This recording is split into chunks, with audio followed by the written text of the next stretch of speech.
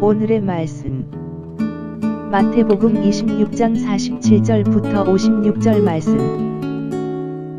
하나님 아버지, 토요일 주말의 이 아침도 주님의 은혜를 사모함으로 주님 앞에 나갑니다. 이 시간에도 우리 모두에게 말씀을 통해 하나님의 음성을 들려주옵소서. 예수님의 이름으로 기도합나이다. 아멘.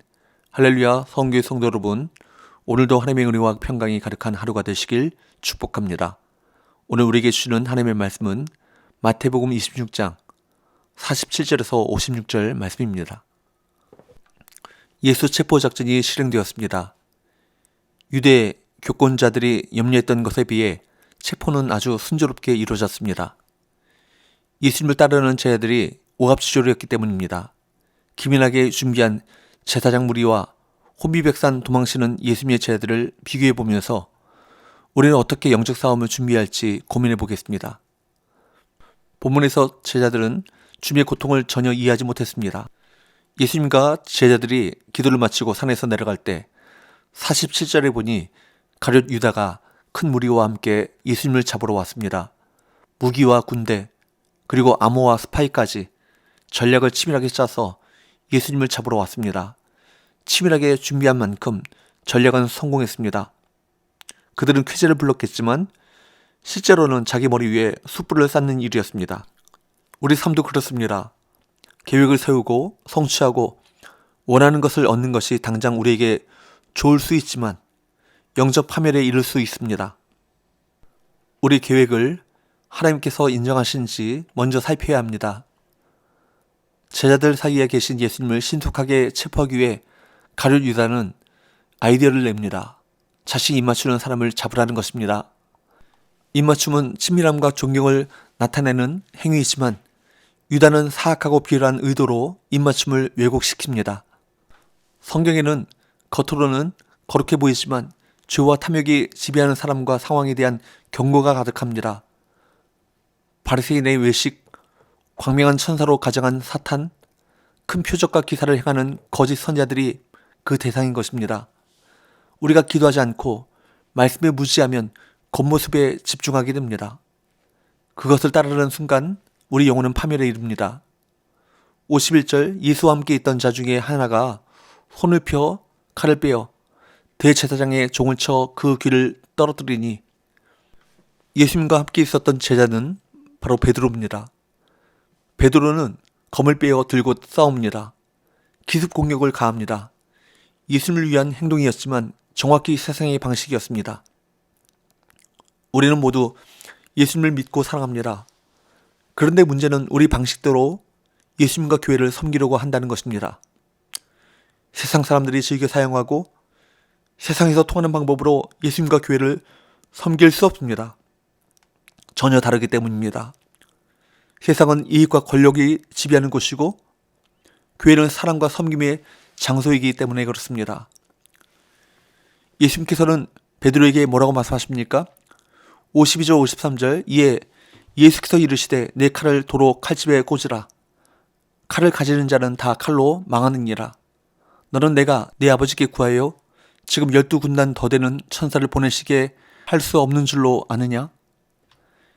예수님 그렇게 베드로를 책망하셨습니다. 제자들은 문제를 쉽게 해결하는 길을 찾았습니다. 베드로는 예수님을 따라다녔지만 핵심적인 원리를 몰랐습니다. 그런 인간적인 방법을 찾았고 쉽고 편리하고 빠른 길을 찾았습니다. 그는 왜 인간적인 방법을 동원했을까요? 시련과 고난을 거부했기 때문에 십자가를 거부한 것입니다. 문제를 간단하게 해결하려고 하는 습성에 길들여져 있었기 때문입니다. 이것은 인간의 심리를 그대로 나타내고 있습니다. 주님은 문제를 해결하는 쉬운 방법을 선택하시지 않으셨습니다. 주님은 12군단 더 되는 천사를 동원하여 박살내어 버리실 수 있었습니다. 주님은 문제를 쉽게 해결하는 방법을 알고 계셨습니다. 그러나 쉬운 길을 찾으면 십자가는 없을 것입니다. 십자가가 없으면 영광도 없습니다. 하나님께 구하면 문제를 쉽게 해결할 수 있는 길이 얼마든지 있습니다. 그러나 주님은 그런 방법을 동원하지 않으셨습니다. 만일 그런 방식을 사용하셨다면 하나님의 구속 사역은 이루어지지 않았을 것입니다. 54절 내가 만일 그렇게 하면 이런 일이 있으리라 한 성경이 어떻게 이루어지겠느냐 하시더라. 만일 주님께서 12군단 더 되는 천사를 보내어 이를 쉽게 해결하셨다면 성경에 기록된 내용이 어떻게 이루어지겠느냐는 의미입니다. 주님께서는 당신 자신에게 다가온 고난에 직면하셨습니다. 고난을 피하시지 않으셨습니다. 주님은 고난을 빨리 해결하는 방법을 찾지 않으셨습니다. 고난을 주님께서 가시는 그 길에 방해물로 여기시지 않으셨습니다. 그것이 하나님의 뜻을 이루는 유일한 길임을 아시고 순순히 체포되어 그들을 따라가십니다. 하나님의 일을 이루는데 그 어떤 질문이나 불평이 없으셨습니다. 베드로는 문제를 자신의 힘으로 손쉽게 해결하려고 했습니다. 그러나 그것이 결국 베드로의 생애를 복잡하게 만들었습니다. 바울은 무엇을 하든지 하나님의 영광 위에 하라고 권고합니다.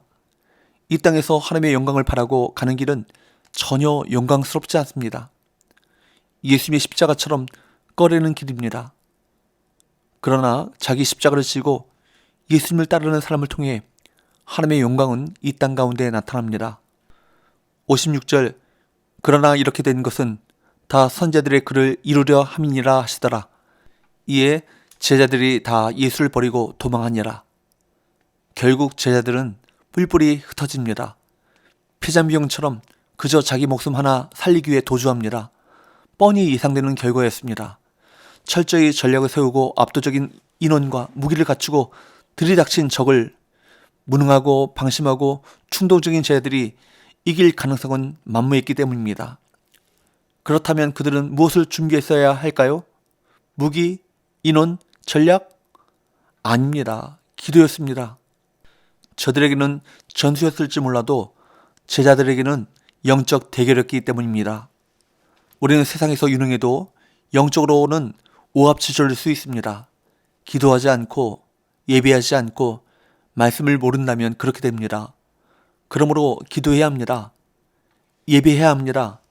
말씀을 묵상함으로 먹어야 합니다. 그렇게 준비한다면 우리는 어떤 도전에도 물러서지 않고 믿음으로 싸울 수 있습니다. 기도합시다.